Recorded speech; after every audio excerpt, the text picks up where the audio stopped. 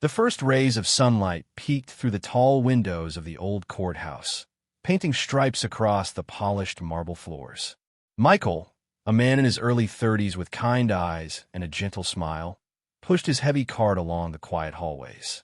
The scent of floor wax and disinfectant filled the air, a familiar smell that marked the start of his workday. Every morning, before the lawyers and judges arrived, Michael made sure the grand building was spotless. As he swept stray dust into his pan, his thoughts drifted to his daughter, Lily. Her bright laugh was the best sound in the world, and her drawings, taped to their refrigerator, were his greatest treasures. He pictured her sleeping soundly in her bed, her favorite teddy bear tucked under her arm. Being a single dad wasn't always easy, but Lily made every scrub, every mop, every long hour worth it. He wanted her to be proud of him, to see him as strong and true. He often told her, "Always tell the truth, sweet pea, no matter what." These words were not just for her. They were a guiding light from Michael, too. He hummed a little tune Lily loved as he emptied a trash can, ready for another day in the bustling courthouse. Michael continued his rounds, humming softly as he pushed his cart around corner. Suddenly, a figure in a sharp suit rushed past, engrossed in a phone call. It was a woman with sleek dark hair and a briefcase, moving with purpose. She didn't seem to notice him until her elbow knocked hard against his cart, sending a bottle of window cleaner tumbling to the floor. The plastic cap popped open, spilling blue liquid across the newly polished tiles. "Oh, for goodness sake," the woman huffed, pulling her phone from her ear. She looked at the mess, then at Michael, her eyes narrowing. "Can't you watch where you're going? Some of us have important work to do, unlike, well, just a janitor." Her words were sharp, like tiny needles, and she didn't even wait for him to respond.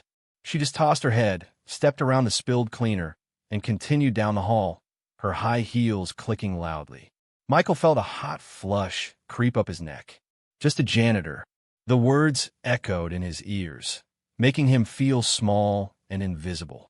He stood there for a moment, the spilled blue liquid a mocking puddle at his feet. It wasn't just the mess, it was the way she had looked at him, as if he were less than human. He sighed, bending down to grab the bottle and a rag. He had important work too, he thought, as he knelt to wipe up the spill. It just wasn't the kind that wore fancy suits and carried briefcases.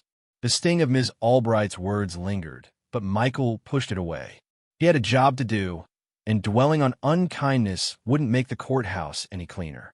He continued his work, moving from the main hallway to a smaller office wing. As he approached one of the legal offices, he heard a frustrated grunt.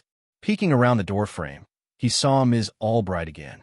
She was wrestling with a metal file cabinet, its bottom drawer jammed shut. Papers were scattered around her feet, and her sleek hair was now a little messy. She yanked at the handle, her face red with effort, but the drawer wouldn't budge. "Ugh, this is ridiculous," she muttered to herself, kicking the side of the cabinet lightly. Michael watched for a moment. He knew these old cabinets well. They often got stuck if a file slipped out of place. Despite her rude words earlier, he felt a little tug in his chest. His dad had always taught him to help people, no matter what. Taking a deep breath, Michael stepped into the room. "Excuse me, Ms. Albright," he said softly. She jumped, startled, and turned to face him, her eyes wide. "Sometimes," he continued, pointing to a small lever inside the cabinet, "if you push this little tab and then lift, it frees the runner." He demonstrated quickly, and with a soft click, the stubborn drawer smoothly slid open. Ms. Albright stared, first at the now open drawer, then at Michael, a flicker of surprise in her eyes.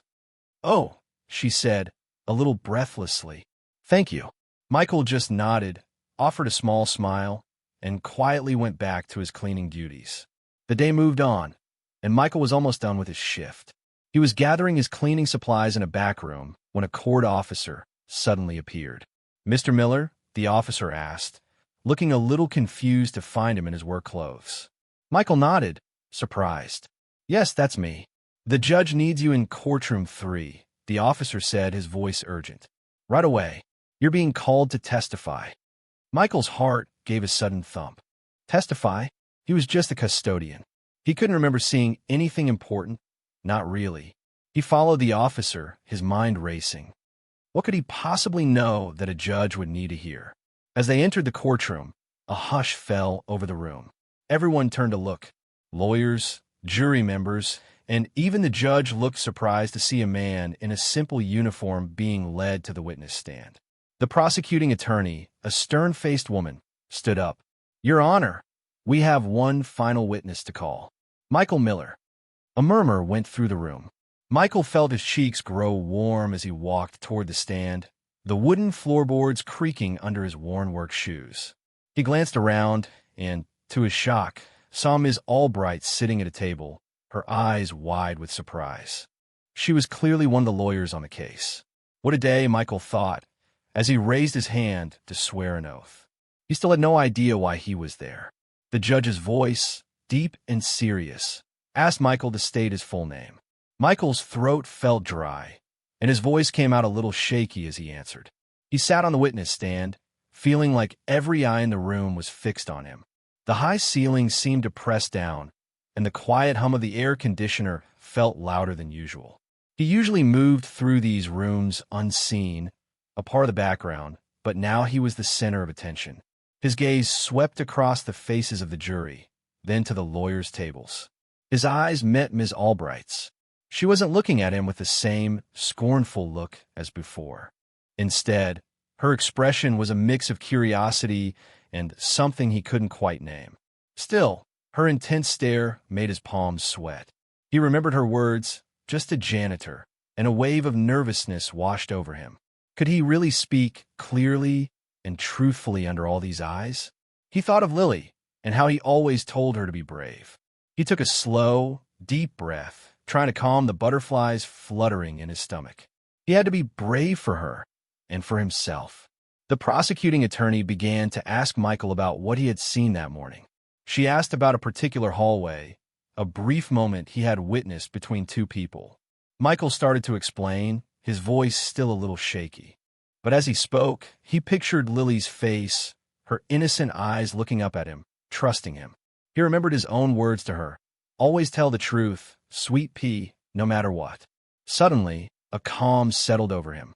He wasn't just speaking to the lawyers and the judge. He was speaking for truth, just like he taught his daughter. He looked directly at the jury, his nervousness fading, replaced by a quiet strength. "I'm just a cleaner here," he said, his voice clear and steady now, "but I see a lot. I see what's left behind, what people miss when they're rushing. And I've always believed that the truth, like dust, eventually settles and shows itself." He went on to describe exactly what he had seen, not just the actions, but the feeling of the moment, the way one person's face had looked, the quick exchange of a small, dark object.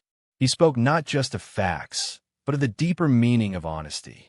"My daughter, Lily, she's learning right from wrong," he explained, his voice softening slightly. "And I tell her that even small truths matter because they build up to big ones. What I saw today, it felt like a small truth, but it felt very real." His words were simple, but they carried a powerful weight. The courtroom was completely silent as Michael spoke, his calm voice filling the air. He had moved beyond just recounting facts. "Being a father," he said, looking around the room, "it changes you. It makes you think about what kind of world you want your child to grow up in. You want them to know that doing what's right, even when it's really hard, is always the best path." He continued, his words simple but full of deep meaning. "There are times when it's easier to look away, to not get involved, especially when you feel like you don't matter much. But then I think of Lily. I think of the example I need to set for her. How can I teach her to be brave, to be honest, if I'm not brave and honest myself?" He paused, letting his words sink in. "It's not just about cleaning floors for me. It's about living a life that she can look up to. It's about knowing that when I leave this building every day, I've done my best, not just in my job, but as a person and most importantly as her dad." His gaze briefly met Ms. Albright's again. Her face, which had been so sharp and dismissive that morning, now held a softness he hadn't seen before. It was clear his words were touching more than just the jury. He wasn't just a witness. He was a father, sharing a profound truth that went beyond the law. The air in the courtroom felt different now. no longer stiff and formal. It was filled with a quiet respect. The judge, usually so stern, leaned forward slightly, his gaze steady on Michael. The jury members, who had seemed tired and distracted moments ago, were now sitting upright, their faces thoughtful. Even the other lawyers, usually busy scribbling notes, had put down their pens, listening with full attention. Michael's words, spoken simply from his heart, had reached past the legal jargon and into something deeper. He wasn't just giving facts. He was sharing a part of himself, a belief that everyone could understand. He spoke of the small, unseen acts of integrity, the kind that built character. He didn't use big, fancy words, but his sincerity shone through. His voice, once shaky, now had a warmth that drew everyone in. You could feel the change. The heavy weight of the legal process seemed to lift, replaced by a shared moment of human connection. People nodded slightly, some with tears in their eyes. Michael, the man they had seen cleaning hallways, was now speaking with an authority that came not from a title, but from a genuine heart. Every person in that room was touched by his honest words, making them truly listen, perhaps for the first time that day, to something more important than just the law.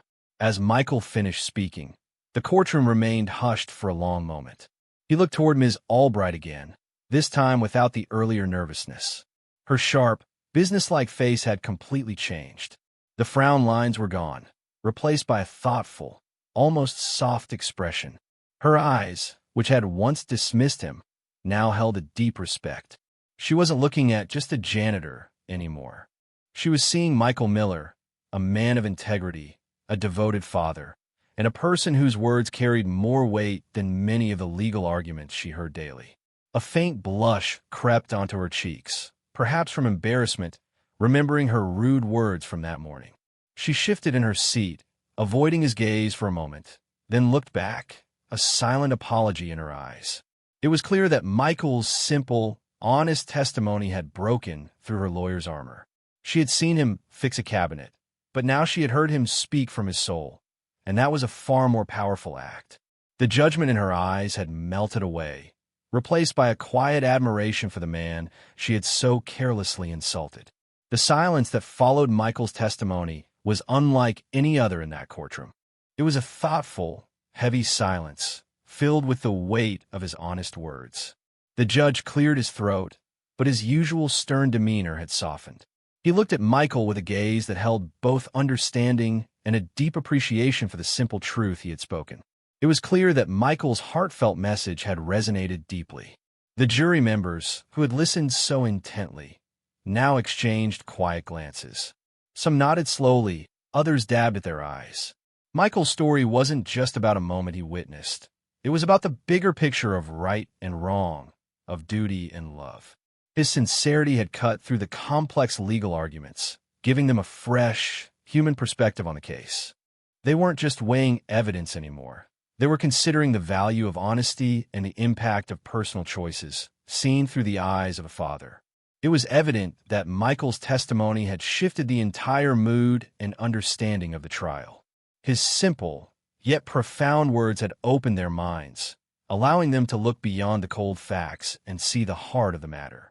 The case, which had seemed one way before, now had a new light cast upon it, all thanks to the unexpected witness from the cleaning staff. The trial concluded a little while later, and Michael was finally free to leave. He walked out of the courtroom, still feeling a bit dazed by everything that had happened.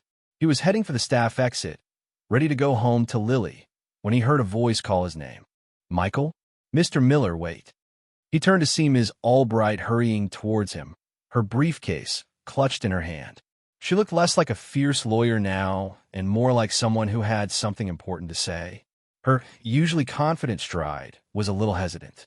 When she reached him, she stopped, took a deep breath, and looked him straight in the eye. "Michael," she began, her voice softer than he'd ever heard it. I wanted to apologize. This morning, when I bumped into your cart, and then again when I spoke to you. I was very rude. I was wrong to call you just a janitor. And I was wrong to judge you." Her cheeks were a little pink, and she seemed truly sorry. "Your words in there, they really made me think. You're a good man, Michael, and a wonderful father, I'm sure. I'm truly sorry. She held his gaze, waiting for his response, her earlier dismissive attitude completely gone. Michael listened quietly as Ms. Albright spoke, her words of apology sincere and clear. A small, gentle smile touched his lips. He understood that his simple truths, spoken from the heart, had done more than just inform the court. They had reached her, changing her mind about him and about what truly mattered. "It's all right, Ms. Albright," he said, his voice soft and kind. "We all make mistakes. It takes courage to say you're sorry." He didn't feel the sting of her earlier words anymore. Instead, he felt a quiet satisfaction. He had not sought to be respected for his job title, but for the person he was, and in this moment he knew he had achieved that. A faint smile bloomed on Ms. Albright's face, a genuine one that made her look younger and less guarded. "Thank you, Michael," she said, her voice filled with relief. She offered him a handshake, and Michael took it. Her hand was warm and firm. For a brief moment, they stood there, two people from different worlds, connected by an unexpected shared understanding. The tension that had existed between them had completely vanished, replaced by a friendly, respectful feeling. It was a small, yet meaningful, moment of connection in the busy halls of justice. With Ms. Albright's apology and the friendly handshake, Michael felt a lightness in his chest he hadn't known he was carrying. He finished his shift, the last few tasks feeling easy and bright. As he walked out of the courthouse for the day, the setting sun casting long shadows, he felt a deep sense of pride. It wasn't the pride of winning a case or being famous. It was the quiet, strong pride of a father. He thought of Lily again, her face bright, her questions honest. He had taught her to tell the truth, and today, in a very public way, he had shown her exactly what that looked like. He had stood up for what was right, even when it was scary, and his simple words had touched many hearts. He wasn't just a janitor. He was Michael Miller, a man who believed in honesty, kindness, and setting a good example for his little girl.